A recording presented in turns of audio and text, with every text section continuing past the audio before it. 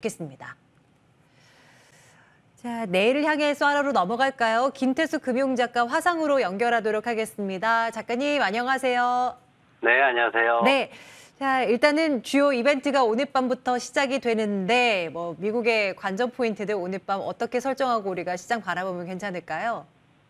네, 일단 지난밤 같은 경우에 경제 지표들이 그다지 좋지 않았죠. 생산자 물가가 올라가고 펜딩 주택 판매 더 하락하고 잭슨홀 심포지움도 시작이 되고 내일 밤 금요일 밤 한국 시간으로 금요일 밤 11시에 파월 의장이 스피치를 시작을 합니다. 지금 시장에서는 그렇게 금리에 대해서 얘기를 할까 전반적으로 이런 의구심도 좀 가지는 부분도 있고요. 이미 0.75%포인트에 대해서 많이 얘기를 했기 때문에 적응할 거다 이런 얘기도 나오고 다양한 얘기들이 나오고 있습니다.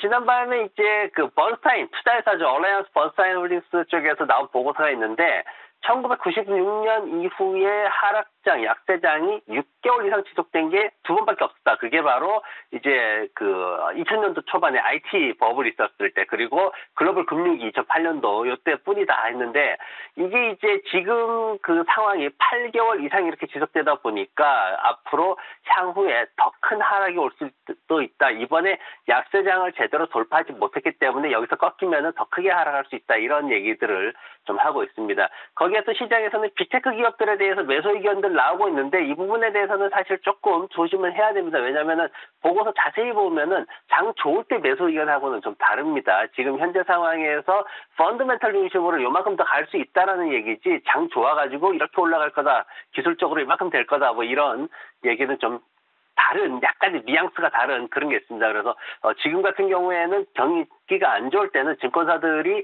아무래도 이제 개인들 계좌가 멈춰 있으면 안 되기 때문에 마케팅적인 측면에서 이런 보고서들 많이 낸다라는 거 이해하시고, 그런 측면에서 좀 조심스럽게 접근을 하시면 좋을 것 같습니다. 그리고 종목별로는 트위터 관련해가지고 내부자 고발이 생겼죠. 그러면서 52달러 목표 주가가 37달러까지 떨어지는 그런 모습을 보였습니다. 근데 이로 인해가지고 머스크가 좀 좋은 입장이 될 거다. 근데도 테슬라는 강보합 수준에서 마감하는 모습이었고요. 그리고 죄송합니다. 테슬라의 어떤 그 주가에 대해서, 목표치에 대해서 450달러로 제시하면서 번스타인이 굉장히 강하게 압박하는 그런 모습을 보였습니다. 경제 지표 관련해서는 이제 2분기 경제 성장률 2차 추정치가 발표가 됩니다. 근데 지난번에 0.9% 하락할 걸 예상했는데 0.8% 정도로 다시 조금 조정되는 그런 모습이고요. 그리고 신규 실업수당 신청자 수가 나오는데 이 부분에 대해서 지금 시장에서 굉장히 좀 논란의 여지가 많습니다. 왜냐면은 기관별로 해가지고 3,000건에서 17,000건까지 이번 주에 증가하는 게 굉장히 다양하게 그렇게 나타나고 있습니다. 그러다 보니까 시장에서는 최근에 자꾸만 변동되는, 그러니까 수정되는 데이터에 대해서 신뢰하지 못하는 그런 모습들이 나타나고 있어서 이 부분을 좀 주의해야 될 것 같고요. 그리고 이제 기업 이익이 나옵니다. 2분기 기업 이익이 발표가 되는데 마이너스 2.8% 하락할 것으로 예상이 됩니다. 제가 차트 준비를 했는데 기업 이익이 하락하는 국면이 있었어요. 2008년도에 있었고 2015년도 그리고 2020년도에 있었습니다.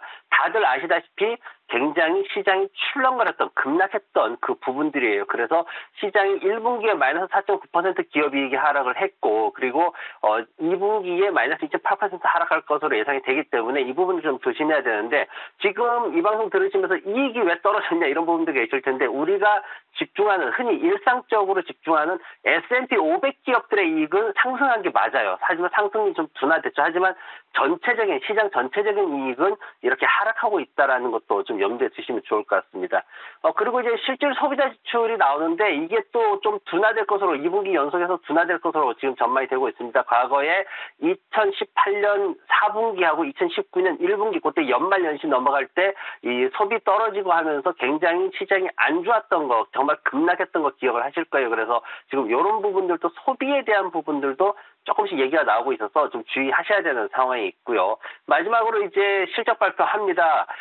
소매 업체들이 다 나와요. 달러 제너럴, 달러트리 해가지고 코티, 그리고 델, 컴퓨터 쪽도 나오고. 근데 주목해야 될 게 의류 분야, 벌링턴하고 그리고 갭하고 나오는데 이 두 회사가 실적이 굉장히 안 좋을 걸로 예상이 되고 있습니다. 그래서 이런 의류 같은 것들은 이제 연말로 넘어가게 되면은 소비 시즌하고 직결되는 그런 문제들이 있기 때문에 이 의류 회사들 그 실적 나오는 걸 우리가 잘 지켜봐야 될 것 같습니다.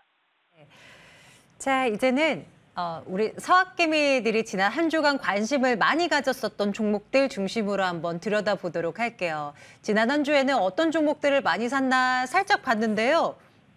전기차 관련한 종목이 담겨 있군요. 근데 테슬라가 아니에요? 소개 좀 해주세요. 네, 1등이 루시드입니다.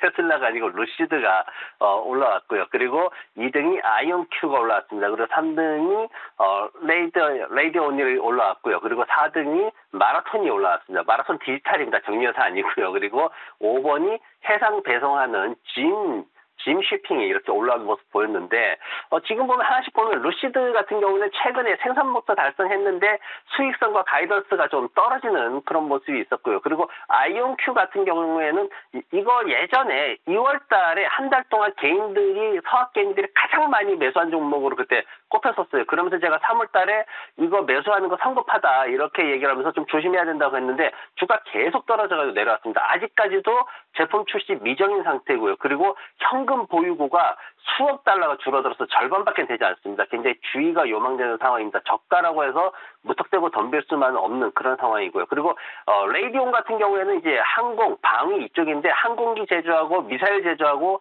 뭐 전투 시스템 만드는 회사인데 최근에 로키드 마틴하고 이제 이지스 시스템 계약을 체결하면서 조금 부각을 드러내고 이쪽 방위 산업 쪽이 그래도 주가가 안 빠지고 그래도 버티는 그런 모습 보이고 있습니다. 올라가진 않아요. 그리고 이제 그 마라톤 같은 경우에는 이제 암호화폐 채굴 회사인데 비트코인 가격에 따라서 변동성이 너무 크죠. 개인들이 접근하기가 굉장히 쉽지 않은 그런 종목입니다. 그리고 짐쉬핑 같은 경우에는 제가 이 방송 통해 가지고 1월 달에 추천을 한번 드렸어요. 그러면서 목표가 80달러 돌파해 가지고 정리하고 나왔는데 해상 운송 쪽이 기대치가 그다지 좋지를 않습니다. 그렇기 때문에 수익성이나 이런 것들이 많이 떨어졌기 때문에 좀 조심해야 될 필요가 있습니다. 그리고 서학개미들이 이제 많이 들어간 ETF도 한번 볼 텐데요. ETF 같은 경우에는 첫 번째가 이제 SOXL 해가지고 반도체 관련된 레버리지 걸려 있는 거죠. 그리고 TQQQ가 있었고요. 요건 이제 전체적으로 그 나스닥 종목들 가지고 하는 거죠. 그리고 FNGU라는 요 마이크로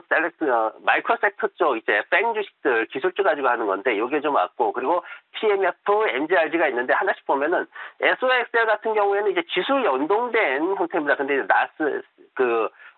세미컨덕터 쪽이기 때문에 미국의 반도체 회사들 주로 나스닥에 있는 반도체 회사들 가지고 하는 거고 TQQ는 이제 비금융 기업들 가지고 하는 거고요. 그리고 FNGU가 있는데 이거 같은 경우에는 이제 고도의 성장성을 가진 대형 기술주로 구성이 됩니다. 그래서 5월달 이후에 좀 박스권을 보이고 있는 모습이고 TMF 같은 경우에는 예전에도 한번 했습니다. 이제 트레저리 미국 국채 가지고 하는 건데 이게 이제 10년물 채권하고 채권 수익률하고 약간 역으로 가는 관계가 있다고 말씀을 드렸죠. 그래서 지난밤에 채권 수익률이 장후반에 좀 반등을 했습니다. 그러면서 반대로 이 TMF는 마이너스 2% 하락하는 그런 모습을 보였습니다. 그리고 MGRG 이게 굉장히 좀 의아한데 왜 의아하냐면은 이 ETF의 거래량이 하루에 기껏 해야 1000주, 2000주밖에 되지 않는데 서학개미들이 이거를 5번째로 많이 샀다라는 게 사실 저는 이해가 되지 않거든요. 그래서 아무튼 이 ETF 같은 경우에는 글로벌 합병 차익 거래에 대한 그런 이제 투자를 하는 건데